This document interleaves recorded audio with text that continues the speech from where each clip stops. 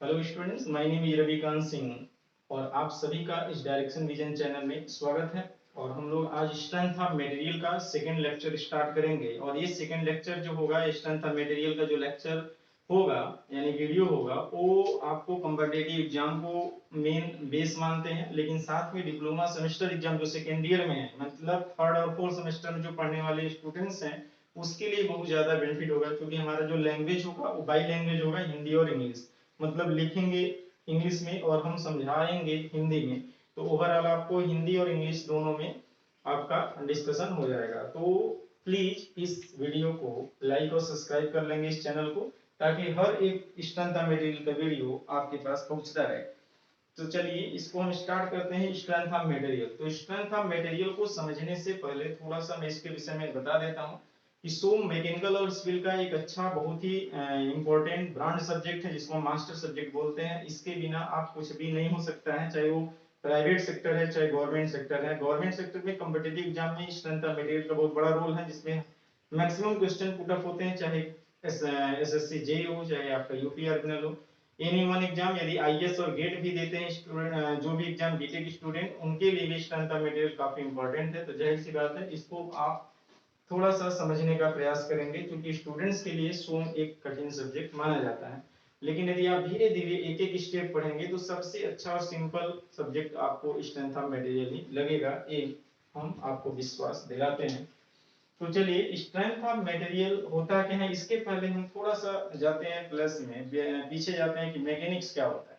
तो मैकेनिक्स आप पढ़े होंगे, यदि नहीं पढ़े हैं तो भी इस चैनल के माध्यम से आप मैकेनिक्स का हर एक क्लास को अटेंड कर लीजिएगा। लेकिन थोड़ा सा हम मैकेनिक्स के द्वारा स्ट्रेंथ ऑफ मटेरियल को आइसोलेट करते हैं, फिर हम देखते हैं कि स्ट्रेंथ ऑफ मटेरियल क्या होता है। तो पहला, मैकेनिक्स क्या होता है, तो कहेंगे mechanics is the branch of engineering science which deals the study of force both of external and internal and their effect on the machine element और द स्ट्रक्चर। किसी मशीन और स्ट्रक्चर पर लगने वाले बल तथा उसके प्रभाव का अध्ययन जहां करते हैं वही आपका मैकेनिक्स होता है। फिर से इंग्लिश के टेक्निकल लैंग्वेज में सुनेंगे, mechanics is the branch of engineering science which deals the study of force both of external and internal force and their effect on the body. मतलब बॉडी का मतलब मशीन एलिमेंट अथवा structure अथवा fluid भी कर सकते हैं। मतलब मैकेनिक्स में कुछ भी हो सकता है, कोई भी एनी सबस्टेंस, चाहे वो फ्लूइड हो चाहे मशीन का एलिमेंट हो चाहे स्ट्रक्चर हो, एनी वन, कहीं पर भी बल और उसके प्रभाव का अध्ययन करेंगे। मतलब बल का मतलब एक्सटर्नल और इंटरनल दोनों का अध्ययन करेंगे, तो मैकेनिक्स होता है। मैकेनिक्स को दो पार्ट में डिवाइड, सॉरी तीन पार्ट में डिवाइड करते हैं। Mechanics are classified into the three part. Mechanics को थ्री पार्ट में क्लासिफाई करते हैं। देखिए, पहला जो पार्ट क्लासिफिकेशन का होता है उसको हम बोलते हैं इंजीनियरिंग मैकेनिक्स। क्या बोलते हैं? Engineering mechanics.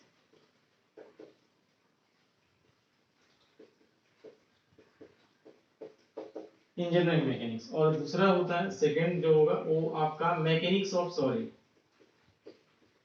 Mechanics of solid. और थर्ड जो होगा mechanics of fluid. Mechanics of fluid. तो हम लोग एक एक को पहले अलग करते हैं, क्योंकि देखते क्या, मैकेनिक्स, इंजीनियरिंग मैकेनिक्स को डिवाइडेशन किया जाता है।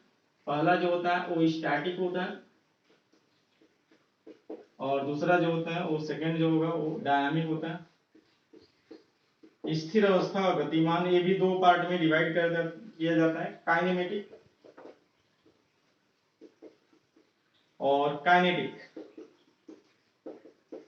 काइनेटिक हम लोग डिवाइड करते हैं। पहले इसको हम थोड़ा सा हाईलाइट करते हैं, हालांकि आप मैकेनिक्स का अलग जो लेक्चर वीडियो दिया जाएगा उसके माध्यम से आप उसको पढ़ेंगे, लेकिन हल्का सा इसमें डिवाइडेशन के लिए, मतलब सोम को हमको आइसोलेट करना है कि दोनों में कैसे कैसे मैकेनिक्स से हमारा डेराइव हो रहा है, इस वजह से थोड़ा सा डिस्कशन मैकेनिक्स में करते हैं, इंजीनियरिंग मैकेनिक्स में करते हैं।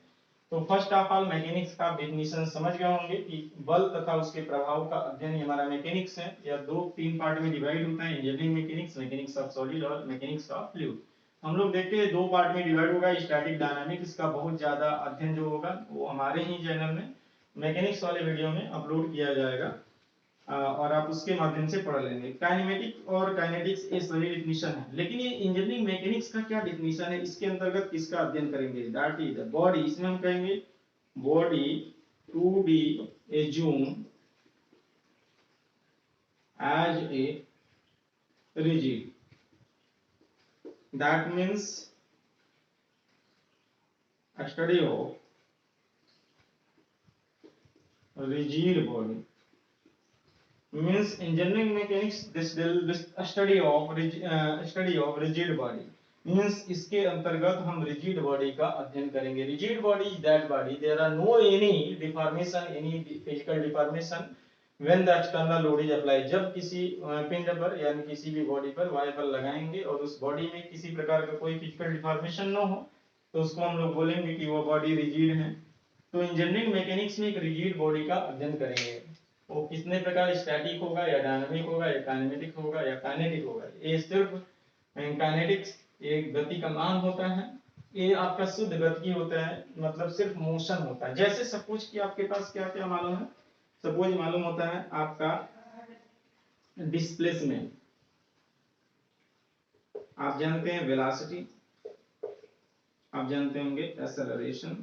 तो डिस्प्लेसमेंट, वेलोसिटी, एक्सेलरेशन सभी टाइम के रिस्पेक्ट में चेंज हो जाते हैं। जैसे कहा जाता है ना कि x आपका डिस्प्लेसमेंट है, एक बार डिफरेंशिएट करेंगे टाइम के रिस्पेक्ट में वेलोसिटी आएगा, एक बार और डिफरेंशिएट करेंगे तो यही हमारा एक्सेलरेशन आता है। तो इसका जो एनालिसिस आप करेंगे वो किसके अंतर्गत करेंगे, काइनेमेटिक के अंतर्गत, काइनेमेटिक के अंतर्गत आएगा। F is equal to m into a, यदि हम मास से मल्टीप्लाई कर देंगे F इंटू एम ए, तो A का जो अध्ययन करेंगे वो काइनेमेटिक है, लेकिन जो F का अध्ययन करेंगे दैट इज द काइनेटिक्स। तो एक काइनेटिक्स है मतलब बल का हम अध्ययन करेंगे, काइनेमेटिक मतलब सिर्फ गति का अध्ययन करेंगे। हालांकि इसका कंप्लीट एनालिसिस वीडियो आपका मैकेनिक्स वाले सब्जेक्ट में आपको मिलेगा। तो आप बस इतना समझेंगे कि इंजीनियरिंग मैकेनिक्स किस बॉडी का अध्ययन करते हैं, कहेंगे स्टडी ऑफ रिजिड बॉडी, मतलब engineering mechanics this deal with study of rigid body. तो आप दोनों में समझे होंगे कि डिस्प्लेसमेंट को एक बार डिफरेंशिएट करते हैं वेलोसिटी आएगा, एक बार और डिफरेंशिएट करेंगे एक्सेलरेशन आता है। मतलब डिस्प्लेसमेंट, वेलोसिटी, एक्सेलरेशन एक तरीके से समय के अनुसार बदल रहा है, बदलने वाला मैटर है, चल रहा है कि डिस्प्लेसमेंट कितना हो रहा है, वेलोसिटी कितना चेंज हो रहा है। तो जाहिर सी बात है ये सिर्फ और सिर्फ काइनेमेटिक के अंतर्गत आता है, जिसमें बलों का अध्ययन नहीं करते हैं। काइनेटिक मतलब जिसमें हम फोर्स को कंसीडरेशन करते हैं। नेक्स्ट हम लोग चलते हैं यहाँ पर, हालांकि इसमें और भी डिफरेंशिएशन देखेंगे, लेकिन मैकेनिक्स इसको क्या नाम से दिया जाता है, इसी को हम बोलते हैं strength of material, strength of, इसी को क्या बोलते हैं सोम, अथवा मैकेनिक्स ऑफ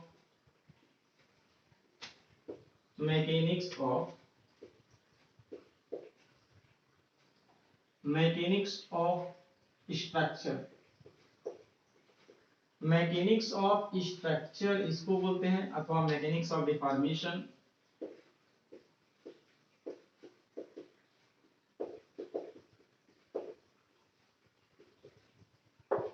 अथवा मैकेनिक्स ऑफ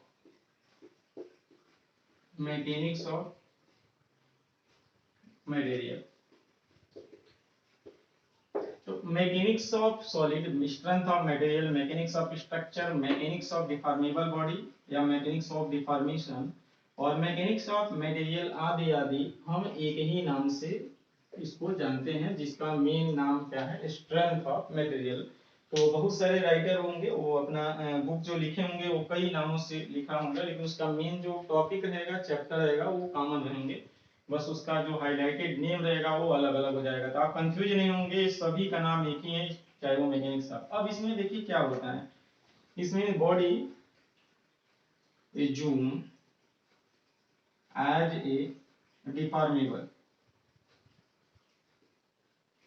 हम लोग इसमें जो बॉडी एज्यूम करते हैं वो कैसा करते हैं, डिफॉर्मेबल बॉडी करते हैं। डिफॉर्मेबल की बॉडी का मतलब यानी जाहिर सी बात है बॉडी है, उसको हम लोग बल लगाएं तो इसका शेप और साइज परिवर्तन हो जाए। यदि नहीं होगा तो हम मैकेनिक्स में अध्ययन करेंगे, यदि हो जाएगा तो समझेंगे कि यह हमारा डिफॉर्मेबल बॉडी हो जाएगा और सोम में आ जाएंगे। जैसे सपोज कि आप इस राड है, सपोज एक राड है, ऐसे जनरली आप दिमागी तौर पर ये समझेंगे कि ये सिर्फ एक रॉड है और रॉड का आपको स्ट्रेंथ मालूम करना है, मजबूती मालूम करना है। तो जाहिर सी बात है इसको खींचेंगे, कब तक खींचेंगे, जब तक ये टूट नहीं जाता। जब तक ये टूटेगा नहीं तब तक ये नहीं मानेंगे कि इतना यह सहन करेगा इस भार को।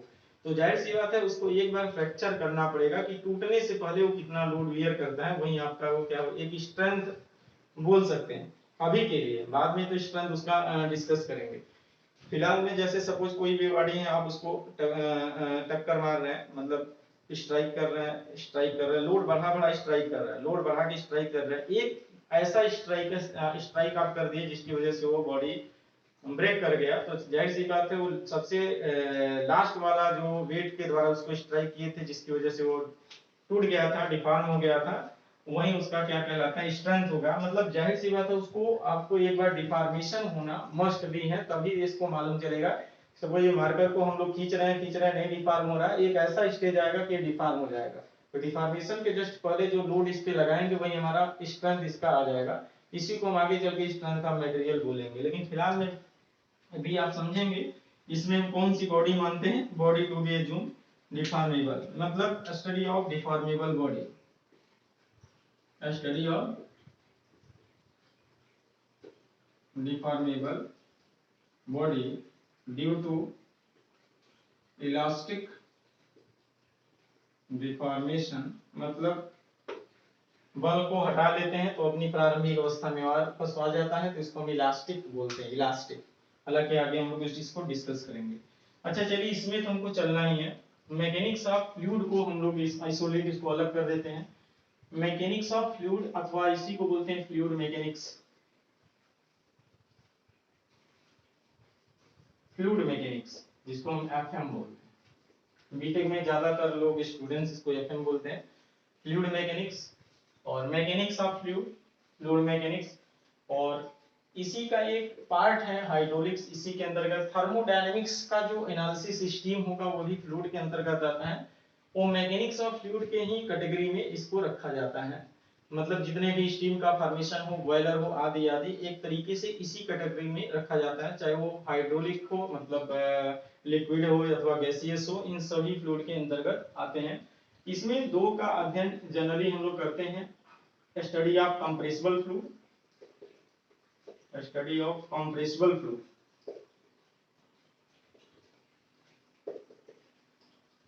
और दूसरा होता है स्टडी ऑफ इनकम्प्रेसिबल।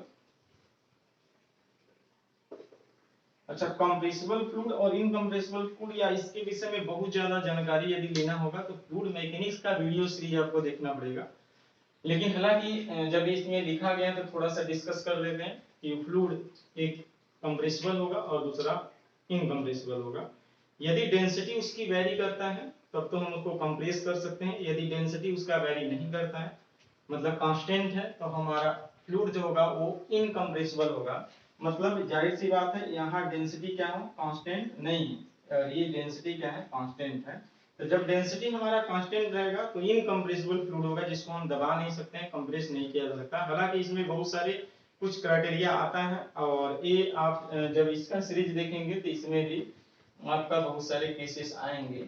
तो जनरली सामान्य तौर पर यदि डेंसिटी हमारा कांस्टेंट है तो फ्लूइड इज इनकम्प्रेसिबल। यदि डेंसिटी हमारा वेरी कर रहा है तो फ्लूइड आपका कैसा होगा, कंप्रेसिबल होगा। कभी कभी जेईई एसएससी जेईई में एग्जाम में पूछा गया है। तो आप समझ गए होंगे study of compressible and incompressible fluid, that is the mechanics of fluid. A study of rigid body, that is the engineering mechanics. A study of deformable body, that is the mechanics of solid or the strength of material. तो body के रूप में आप देख लिए कि mechanics का जो डिफरेंशिएशन किया गया था तीन पार्ट में, वो engineering mechanics, strength of material और फ्लूइड मैकेनिक्स या मैकेनिक्स ऑफ फ्लूइड है। और हम लोग को सबसे ज्यादा जो आज के बाद, मतलब अभी इसके बाद सिर्फ और सिर्फ हम इसी में पढ़ेंगे, जो मेन हमारा है fluid mechanics, sorry strength of material ही हमको पढ़ना है अभी के लिए। बाकी ये मैकेनिक्स या इंजीनियरिंग मैकेनिक्स का वीडियो सीरीज होगा, और ये आपका फ्लूइड मैकेनिक्स का वीडियो सीरीज होगा। इसको भी आप इस चैनल के माध्यम से पढ़ सकते हैं। लेकिन फिलहाल में जो अभी हम लोग पढ़ रहे हैं वो स्ट्रेंथ ऑफ मटेरियल पढ़ रहे हैं, तो जाहिर सी बात है इसको और इसको हम यहीं पर छोड़ देते हैं।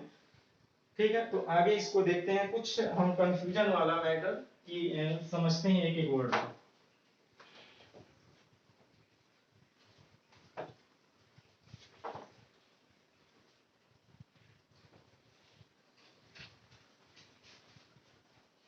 चलिए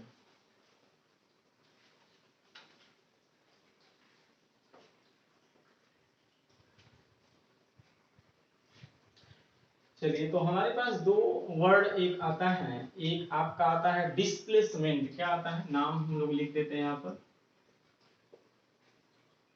डिस्प्लेसमेंट, ये क्या होता है। और दूसरा हम नाम दे देते हैं डिफॉर्मेशन। इसका हिंदी होता है विरूपण और इसका होता है विस्थापन। आप समझ गए होंगे, डिस्प्लेसमेंट और डिफॉर्मेशन। हम इसको समझाने के लिए हम फिगर बना देते हैं। देखिए यहाँ पर एक राड है और राड पर एक फोर्स हम यहाँ पर लगा दिए। हालांकि फोर्स क्या होता है आगे हम लोग डिस्कस करेंगे। एक राड है, देख रहे हैं यहाँ पर, एक फोर्स लगा दिए दोनों तरफ की। एक राड है, देखिए यहाँ पर एक राड है और ये हम टूटी इधर लगा दी और इधर हम टी लगा दी। राड की लंबाई जो है वो L है और इसकी जो डायामीटर है वो D। सिमिलरली यहाँ पर है, इसकी लंबाई L है और इसकी डायमीटर जो है वो D। सिमिलरली इसकी लेंथ L है और इसकी डायमीटर कितना है D। हमको समझना है कि what is the difference between the displacement and deformation. What is the difference between the displacement and deformation. तो अब क्या होता है हम लोग देखते हैं। डिस्प्लेसमेंट का मतलब होता है विस्थापन। एक द पोजीशन ऑफ पार्टिकल, या बोल सकते हैं relative position of particle mean displacement. बताइए क्या होता है, relative position of particle, relative position of particle does not change।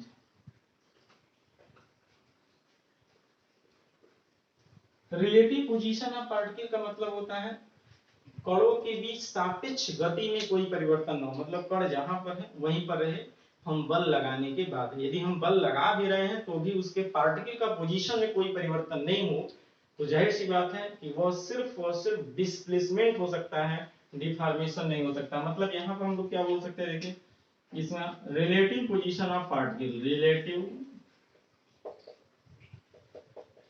Position of particle will change.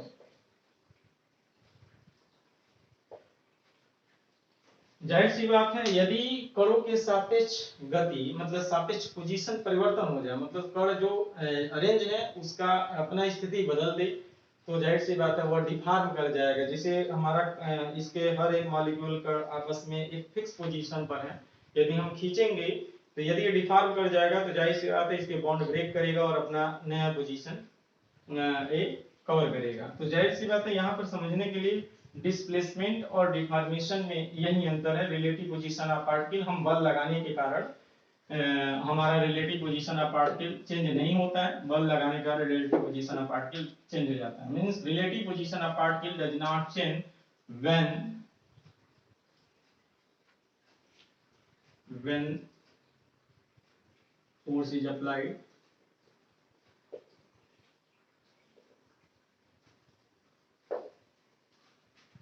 when the force is applied। जब हम बल लगाएं और relative position of particle change ना हो तो जाहिर सी बात है वो डिस्प्लेसमेंट होगा, यदि चेंज हो जाता है तो डिफॉर्मेशन होगा।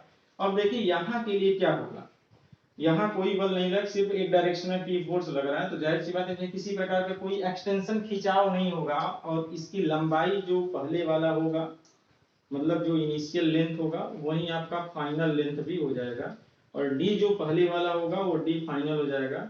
दैट मींस इसमें सिर्फ और सिर्फ क्या होगा, डिस्प्लेसमेंट होगा।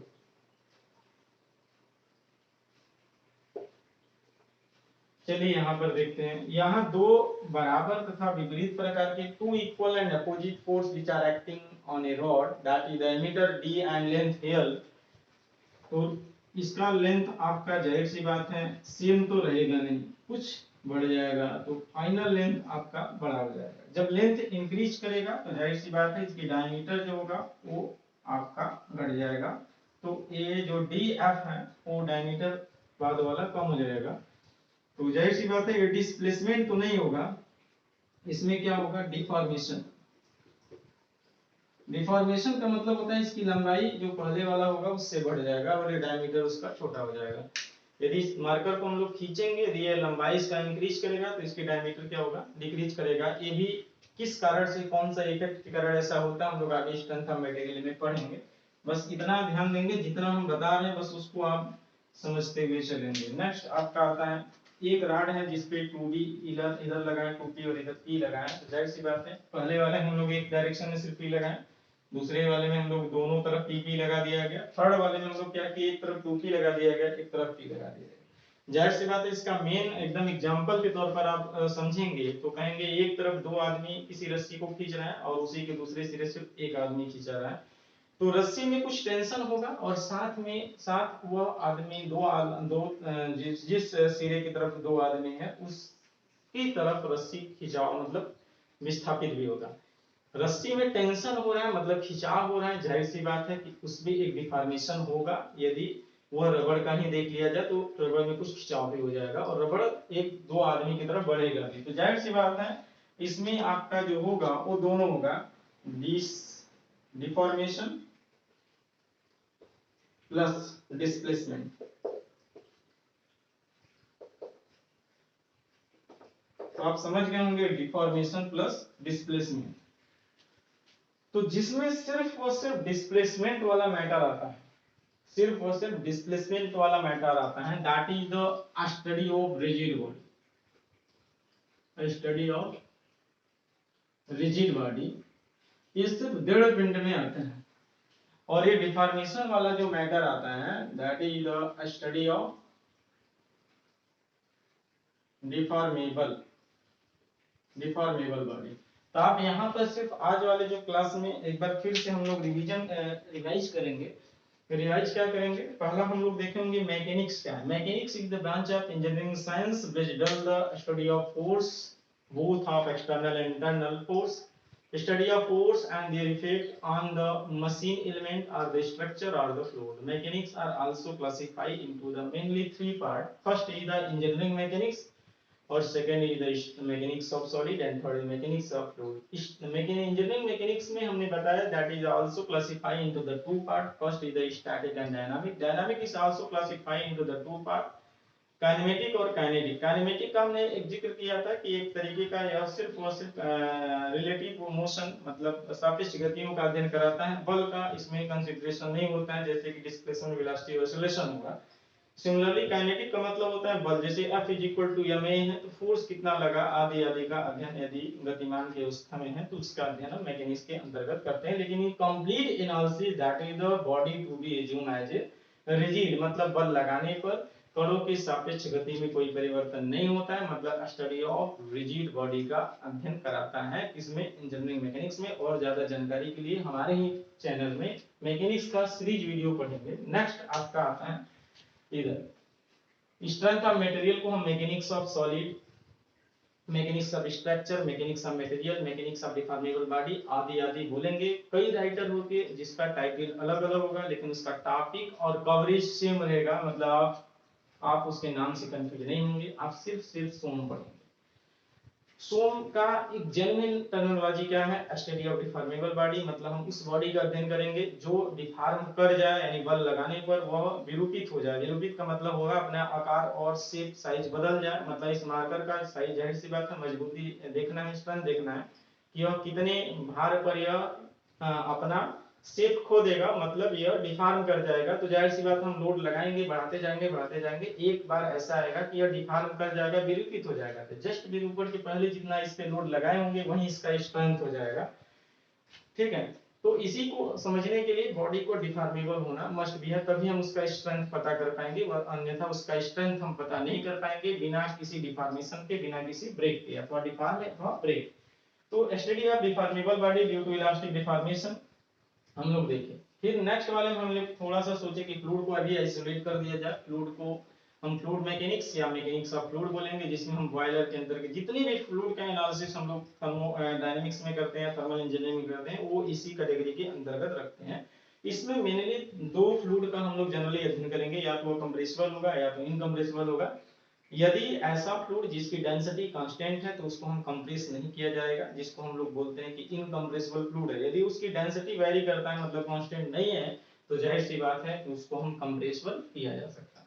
हमने दो टर्म देखा, दो टर्म्स आपका कौन कौन सा है, डिस्प्लेसमेंट है और वेलोसिटी, सॉरी डिस्प्लेसमेंट और डिफॉर्मेशन है। कहेंगे the relative position of particle does not change when the external force is applied, that is the displacement. If the relative position of particle will be changed when the external force is applied, when the force is applied, that is the deformation. हमने इसको समझने के लिए एक rod लिया जिसपे सिर्फ एक फोर्स एक तरफ लगाया और सिर्फ उसमें क्या होगा, सिर्फ डिस्प्लेसमेंट होगा। एक रॉड लिया जिसके दोनों तरफ सेम मैग्नीट्यूड का P और V फोर्स लगाया, जिसमें देखे कि दोनों तरफ P फोर्स है, जिसकी वजह से उसमें सिर्फ और सिर्फ उसकी लंबाई में बढ़ेगा, यानी एक्सटेंशन होगा, विरूपण होगा, डिफॉर्मेशन होगा। इसमें किसी प्रकार का कोई डिस्प्लेसमेंट एग्जिस्ट नहीं करेगा। सेम थर्ड वाले में देखेंगे तो यही बोलेंगे कि इसमें 2P है और P हमने एक एग्जांपल दिया कि एक रस्सा है जिसके एक सिरे पर दो आदमी है, दूसरे सिरे पर एक आदमी है। जाहिर सी बात है उस रस्सी में टेंशन होने के साथ साथ रस्सी में डिस्प्लेसमेंट होगा, तो इस केस में आपका डिस्प्लेसमेंट और डिफॉर्मेशन दोनों आएगा। तो आगे चल के हम लोग बोलेंगे यदि डिफॉर्मेशन आता है तभी स्ट्रेस जनरेट होगा, यदि वो आइडियल रिजिड हो जाएगा तो क्या होगा, इसके विषय में हम लोग नेक्स्ट क्लास में देखेंगे। तो अभी के लिए आप इतना तो समझ गए होंगे कि स्ट्रेंथ ऑफ मटेरियल का जो एक सेपरेट किया गया है मैकेनिक्स से, मतलब आइसोलेट किया गया है, डिराइव किया गया है, वो कहां से आया है। तो स्ट्रेंथ ऑफ मटेरियल का जो डेफिनेशन है, strength of material is defined as a branch of applied mechanics। फिर से सुनेंगे, strength of material is defined as the branch of applied mechanics that deal with a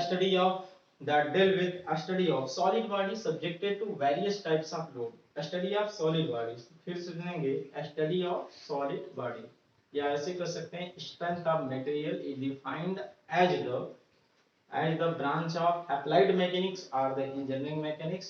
This deal with a study of solid body which are subjected to various types of loading and internal resistance due to these loading। मतलब इसके अंतर्गत किसी ठोस पदार्थ पर लगने वाले विभिन्न प्रकार के बल, फिर से सुनेंगे, इसके अंतर्गत किसी ठोस पदार्थ पर लगने वाले विभिन्न प्रकार के बल तथा बलों द्वारा उसमें आंतरिक प्रतिरोध का अध्ययन किया जाता है। आप इस डेफिनेशन में एक सेंस समझेंगे स्ट्रेंथ ऑफ मटेरियल की। क्या समझेंगे कि स्ट्रेंथ ऑफ मटेरियल जो होता है वो किसी सॉलिड बॉडी पर लगने वाले विभिन्न प्रकार के बल, that is the various types of loading, विभिन्न प्रकार के बल तथा इन बलों द्वारा पिंड में उत्पन्न आंतरिक प्रतिरोधी बलों के विषय में अध्ययन कराता है। तो आंतरिक प्रतिरोधी बल और विभिन्न प्रकार के बल, there are main two terminology are used for this definition। First terminology is the various types of loading and the second terms are used to internal resisting force developed due to these loading, these force or load। तो हम लोग इस दो terminology को यदि समझ गए, पूरी स्ट्रेंथ ऑफ मटेरियल आपका कवर हो जाएगा। एक कौन कौन सा टर्मिनोलॉजी, पहला बहुत सारे बल जो पिंड पर लगने वाले हैं, और साथ में कौन सा, उस बल से जो पिंड के अंदर प्रतिरोध उत्पन्न हो रहा है, उन प्रतिरोधों के विषय में हम लोग एनालिसिस कर लेंगे, समझ लेंगे कि आप पूरा का पूरा स्ट्रेंथ ऑफ मटेरियल पढ़ लिए। इसी प्रतिरोध को जो आंतरिक रेजिस्टिंग फोर्स डेवलप कर रहा है ड्यू टू एक्सटर्नल लोडिंग, बाह्य बल लगाने के कारण जो पिंड के अंदर आंतरिक प्रतिरोधी बल उत्पन्न हो रहा है, उसी को हम नेक्स्ट वीडियो में स्ट्रेस बोलेंगे। तो अभी एक और डेफिनेशन हम देकर के छोड़ रहे हैं यहाँ पर। क्या होता है कि strength of material is the maximum और limiting, strength of material is the maximum or limiting magnitude of stress। strength of material is the maximum or limiting magnitude of stress that a material can withstand without the failure। मतलब ये कि किसी भी material पर, किसी भी पदार्थ पर, किसी भी बॉडी पर कार्य करने वाले प्रतिबल का अधिकतम मान को ही उस पदार्थ का सामर्थ्य। मतलब स्ट्रेस क्या है पहले हम जान लेंगे, ठीक है, स्ट्रेस अभी पता चल जाएगा। मैक्सिमम स्ट्रेस क्या है मालूम चल जाएगा, तो कहेंगे यही मैक्सिमम स्ट्रेस ही हमारा क्या कहलाता है, स्ट्रेंथ। तो अभी हम लोग क्या पढ़े, सिर्फ और सिर्फ स्ट्रेंथ ऑफ मटेरियल का एक डेफिनेशन पढ़ा गया। Strength of material is defined as the branch of applied mechanics और engineering mechanics that deal with a study of solid body which are subjected to various types of loading and internal force developed due to this loading। तो internal force developed due to this loading, तो हम first lecture में देखेंगे कि बहुत सारे load क्या है, यानी उसके लोड के विषय में हम एनालिसिस करेंगे, पूरा डिवाइडेशन किया जाएगा, जितना लोड हम पूरी स्ट्रेंथ ऑफ मटेरियल में पढ़ेंगे, और उसके बाद हम इंटरनल रेजिस्टिंग फोर्स को देखेंगे जिसपे स्ट्रेस आएगा। What is the difference between the stress और स्ट्रेंथ ना, ये सब चीज हम लोग नेक्स्ट थर्ड लेक्चर में ही आएगा, थर्ड वीडियो में आपका। तो पहला ये जो हम लोग देखे वो स्ट्रेंथ ऑफ मटेरियल का डेफिनेशन देख लिया गया, इसमें दो टर्म है, पहला आपका लोड वाला टर्म, दूसरा आपका इंटरनल रेजिस्टिंग फोर्स वाला टर्म। तो आज के लिए बस इतना ही, नेक्स्ट वीडियो में हम लोग लोड का क्लासिफिकेशन देखेंगे। ठीक, आज के लिए बस इतना ही, धन्यवाद।